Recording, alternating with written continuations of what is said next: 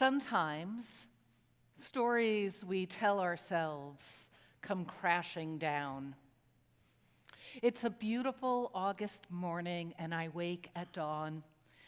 I write a goodbye note to Ida Ray and Sarah, my friends who are still asleep, and leave our Airbnb in Packwood, Washington. We spent the prior day on a truly awesome hike in Mount Rainier Park, dined at a local eatery, and stayed up until 2 a.m., spending the whole evening chattering, laughing and crying. At 6:30 a.m., I tiptoe out of the house, sad to leave my friends behind, but excited for my excursion. I'm heading to my first meeting later that morning with Betham's newest rabbi, Jesse Epstein. I get into my 2014 Mazda, whom I lovingly call Mabel, and after several tries with the outdated technology, finally connect my audiobook, The Dove Keepers by Alice Hoffman. I stop at Mountain Goat Coffee for a to-go latte and begin the long trek back to Seattle. An hour and a half pass, and the road spans endlessly in front of me. I yawn, admitting to myself that I am tired. I crank the volume of the audiobook, and Tova Feldsha, the narrator, all but yells in my ear. As my eyelids droop, I slug a huge gulp of coffee. I swerve a little, and in shock, I yank up the air conditioning to freeze myself into wakefulness. All goes dark, then crash. I feel a thump, lunge forward, and my eyes open to airbags inflating around me. I'm okay. Behind them, through muddied, muck-filled windows, all I see are walls of dirt like the inside of a grave. I grab my knapsack, open the door, and miraculously walk out. I'm guided out of the ditch by the most compassionate bystanders. Mabel is totaled. I am unharmed, but stunned. Between this Yom Kippur and the next, God willing, I will turn 60. The story I told myself the morning of the crash is that I'm still a young woman who's a night owl, who's able to spend all day hiking, to first sleep until 2 a.m., and still have full cognition a few hours later on a long drive home. This story, my friends, crashed long before Mabel ever hit that ditch. I just didn't know it yet. On Yom Kippur, we reflect on the ways in which we did not show up as our best selves in the last year. We take this day to engage in Teshuvah, to help us clear the slate for a new year. Teshuvah is a painful business. It's not pretty. Teshuvah, the act of recognizing our wrongdoing, confessing it aloud, apologizing to injured parties and making amends, is hard work. It can feel shameful to bring up our worst moments of the last year when we cause others or ourselves harm, intentionally or not. As Rabbi B'nai Lappi teaches, this season encourages us to ask ourselves, what stories have we been telling ourselves which are no longer serving us? What stories are actually causing us harm? What old stories may be holding us in a place of suffering? What new story do we want to be a part of?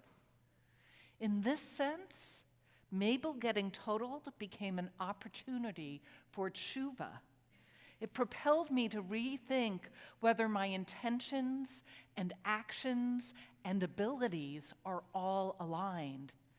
It became a moment for me to transform into a more authentic version of myself. That is, it was time to tell myself a new story. I'm an aging woman who needs to move slower and more cautiously through the world than my younger self did. Teshuvah opens a path between sin and perfection and offers us a third option. a pathway toward a more holy and wholly integrated self. While Teshuvah is a complex process, the confessional prayers of Yom Kippur, the Vidui, the verbal, communal litanies of sin become a crash course in the transformative power of Teshuvah. On Yom Kippur, we do this hard work of Teshuvah so we can jump fully into the year ahead. Our tradition promises that if we dwell in the muck today, as one sage puts it, then in the year ahead we can string pearls for the sake of heaven. We can emerge as a better version of ourselves. We become better, not perfect. Oh, we'll be back again next year. That's the nature of being human, and therefore the nature of Teshuvah. Part of the pull of the Days of Awe is the sense that even in Seattle, even in 2025, we're drawn in by the magnetism of ancient rituals. Confession in Judaism emerged from a crisis in Jewish history 26 centuries ago. The crash of the first temple and the subsequent exile to Babylonia. With the destruction of the first temple, our ancestors' world was shattered, especially for those exiled in Babylonia, but also for those who remained in the land of Israel.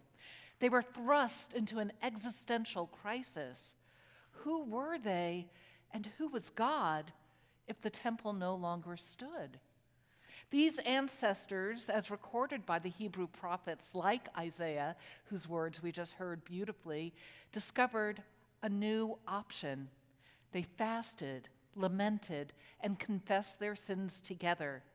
They could have pretended nothing happened and gone back to their old practices, or more likely, they could have rejected Adonai altogether and latched onto another, more powerful local deity.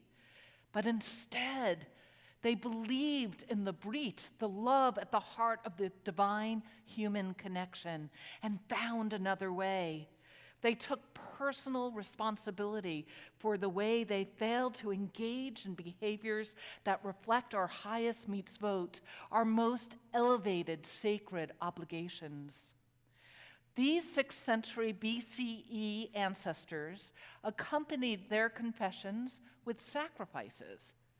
Generations and generations and generations later, in 70 CE, when the Second Temple crashed at the hands of the Roman army, the early rabbinic sages asked the very same question: who are we and who is God without the temple? The Vidui, our confession for Yom Kippur, evolved as part of the rabbinic enterprise to substitute prayer and study for the sacrificial system. The Hebrew word for confession, vidui, has its roots in the Hebrew word hitvada, to reveal oneself. When we face the truth of ourselves, we clear the way to apologize, make amends, and emerge with a relationship renewed. Our words bring our brokenness to light and reveal how we can engage and repair for the future. In the purest sense, hidden within the recitation of our wrongdoings lies the seeds of mitzvah and of a mitzvah waiting to be performed. During the Vidui, it's our custom to tap our hearts as we bear witness to our mistakes. It's a key part in the crash course of Teshuvah. We seek to crack open our hearts and embrace the fullness of who we are. My teacher, Rabbi Lawrence Kushner, reminds us that confession is not about beating ourselves up or rejecting who we really are. Rather, it's about opening the door to healing, the kind of healing that only begins when we feel regret and then move towards self-acceptance. That doesn't mean we're proud of our mistakes. It means we're willing to face them with maturity and honesty, to bring them back into ourselves, and to acknowledge that they too are part of our story, part of the soul work we carry forward. As Rabbi Kushner teaches, for this reason, when we recite Al-Chet or Ashamnu, we don't hit ourselves, we hold ourselves and cry.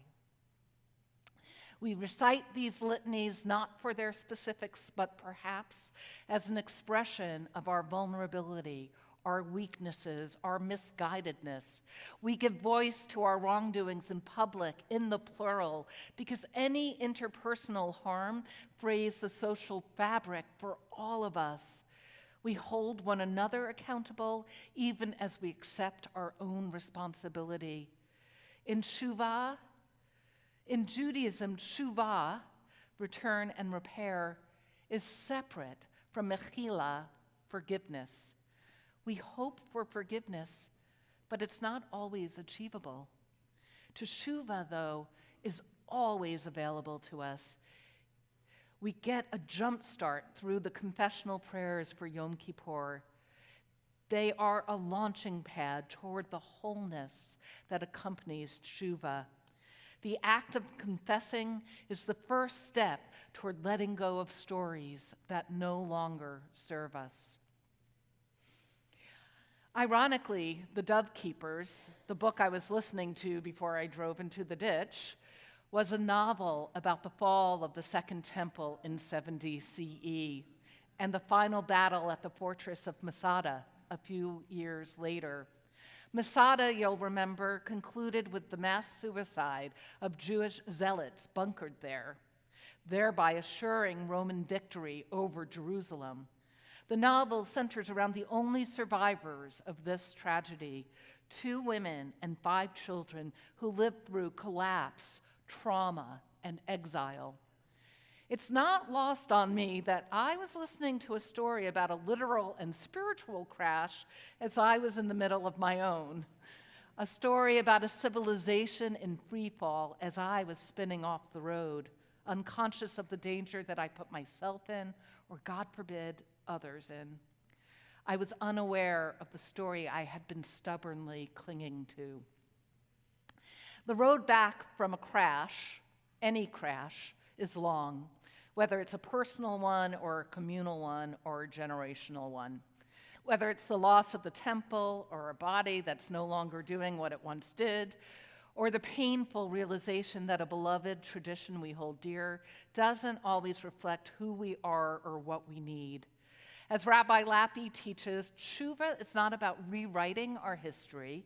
It's about acknowledging some of the most painful parts of our relationships, honoring and remembering the pain and the violence, and then saying, yes, this happened, and it caused pain, and expanding the story so that it has the space to hold not only our painful past, but a more liberating future for all of us. Rabbi Lappi is founder of Sfara, a queer normative radical yeshiva. Rabbi Lappi and the Sfara instructors teach what they call the crash theory of Judaism. It's an organization that sees the Jewish tradition not as a static inheritance, but rather a flexible, adaptive legacy committed to change. As Rabbi Lappi teaches, traditions do Teshuvah too. They learn. We are not only their students, but their teachers, and may we each find our place in a new, more liberating story. In the year ahead, I'm thrilled to share that Temple Beth Am and Sfara are engaging in a partnership, beginning with a weekend of learning with Rabbi Lappi and others in December. The hope is that our congregation can learn from Sfara's pedagogy, and we can share with them the ways that they can expand their reach into synagogue life. At Temple Beth Am, as we celebrate the past 70 years, our goal is to lay the foundation stones for Jewish living and learning for the next 70 years. The truth is, we may not recognize what our descendants will build upon our foundation stones, but we can feel secure in knowing that we have laid them down, creating a space for progressive Judaism in Seattle in the decades ahead. Teshuvah is not about perfection. It's about progression. Our ancestors didn't just survive exile, they transformed it. They reinterpreted rituals, wrote new liturgy, and reclaimed the covenant, not by going backward, but by moving forward with honesty, with courage, and with compassion. They didn't discard the tradition, they expanded it, and so must we. We gather on Yom Kippur, as we do each year, and recite, Al chet shechatanu lefanecha, Adonai. For the sin we have sinned before you, Adonai. We let the ancient words seep into our souls and expand them with our own experiences. We reflect and realize that there are stories we have outgrown, whether personal or communal. Stories that once served us that now constrict us. Stories that once comforted us that now conceal us. The story that says we must be perfect to be worthy. The story that says we can't change, or that our tradition can't change. The story that says our failures disqualify us from love or belonging. Those stories must crash. Not because we don't love them, but because we do. I loved the image of myself as an active young woman. Nevertheless, love demands truth. That's the promise of Yom Kippur. That no matter how lost you feel, how far you've gone, how long you've been asleep at the wheel, a more authentic life is always possible. But only if we are willing to wake up, crawl out of the wreckage, and begin again, discovering a new, more enriching road forward. That's why on Yom Kippur we recite the Vidui, the confessional, not once, but over and over and over again. Ashamnu, Bagadnu, Gazalnu. We have trespassed, we have betrayed, we have stolen. It's not because we're inherently bad, but because we are beautifully, frustratingly human. The Vidui is not a shame list, it's a mirror, a ritualized invitation to look honestly at ourselves, not to wallow in guilt, but to move through it, to say, yes, I messed up, and now I begin again as a better, purer version of myself. Now I'm ready to leave the muck and string pearls of wisdom, of compassion, of justice in the year ahead. So may we each find the strength to ask ourselves the hard questions and let go of the beloved stories. As we engage in the strenuous work of Teshuvah, may we find the clarity to see what needs to be released. May we have the clarity and the courage to embrace what is being born. Gamar Chatima Tova, from this Yom Kippur to the next, may you be sealed for life as a holy and holy self, for growth, for return, for love. Amen.